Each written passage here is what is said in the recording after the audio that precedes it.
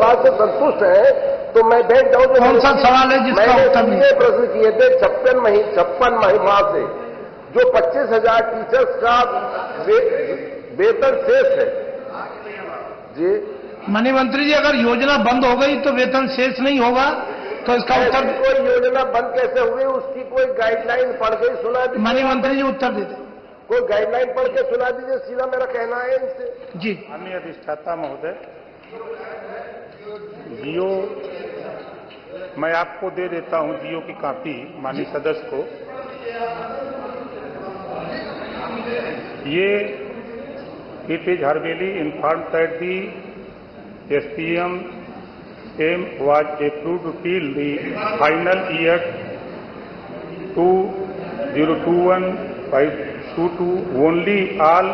माननीय मंत्री जी, आप माननीय सदस्य को ये जियो पहुंचा दीजिएगा।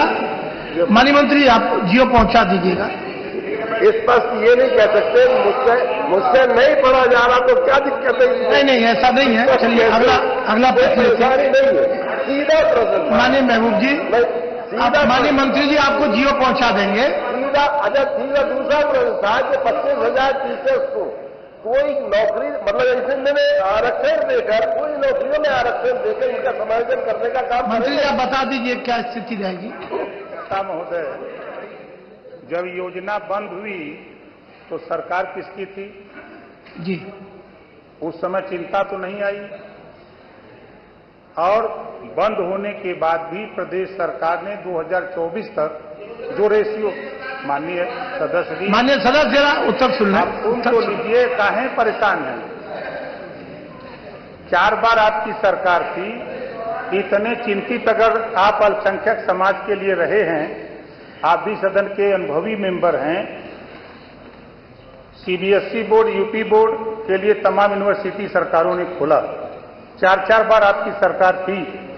अल्पसंख्यकों के लिए क्या आपने कहीं यूनिवर्सिटी खोल करके मदरसा बोर्ड समायोजित किया? इसकी चिंता तो आपको नहीं थी, सिर्फ वोट की चिंता आप लोगों को थी। आपने उस पर कहने से पहले मान्यवर आप ये सोच लीजिए कि बंद आपकी सरकार में होगी। 60-40 का रेशियो था। 60% धन केंद्र सरकार और 40% उत्तर प्रदेश सरकार। उत्तर प्रदेश सरकार माननीय मुख्यमंत्री जी के नेतृत्व में 40% जो राज्यांश था, उस हिसाब से जो आपने सवाल किया कुछ उसमें से मानदेय दिया जा रहा था। लेकिन जब केंद्र सरकार ने बंद कर दिया तो प्रदेश सरकार के पास बजट नहीं था, इस नाते प्रदेश सरकार ने भी बंद। ठीक है, आगे माननीय श्री समरपाल सिंह जी, प्रश्न संख्या 6। साहब महोदय, आपने मुझे बोलने का मौका दिया। मैं एक किसी काम से मंत्री जी के यहाँ गया तो उसका नौकर कुत्ते को सहला रहा था। मैंने कहा भाई क्या खर्चा आता है महीने पे क्या खर्चा आता है? कहना 20,000 से ऊपर, और शिक्षा मित्रों को 10,000। क्या बात है? कुत्ते का खर्चा एक मंत्री का 20,000 के ऊपर और शिक्षा मंत्री को 10,000। क्या आदमी पेट पाल लेगा? क्या बच्चों को पढ़ा लेगा? माननीय मंत्री जी, मुख्यमंत्री जी भी बैठे हैं, कम से कम इतना तो करो। बच्चों की पढ़ाई है, दवाई है, लिखाई है, बस्ता है, कागज है, उसकी बीवी को भी कहीं कुछ लेना देना पड़ता है।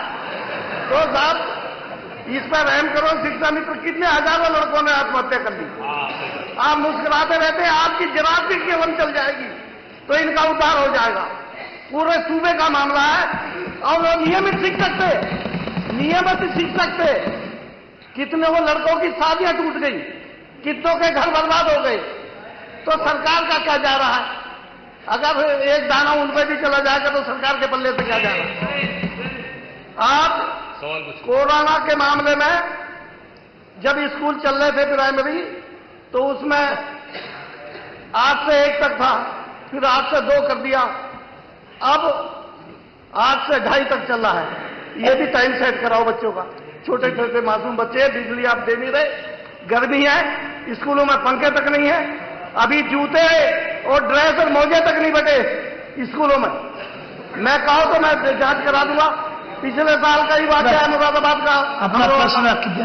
मैं ये कहना चाहता हूं, मैं इनसे मंत्री से कहना चाहता हूं, माननीय मुख्यमंत्री जी बैठे हैं, कम से कम 30,000 रुपए महीना 30,000 रुपए महीना इनको दिया जाए ताकि इनके बच्चों का लालन पालन हो सके। ये सारी समितियां जितने भी संगठन है, ये शिक्षकों के सब आके हमसे मिलते हैं कि आप विधानसभा में नहीं बोलते, हमारी बात नहीं रखते। मैं आपसे मांग करता हूं कम से कम 1,000 रुपए रोज इनका वेतन कर दिया जाए। माननीय मंत्री जी।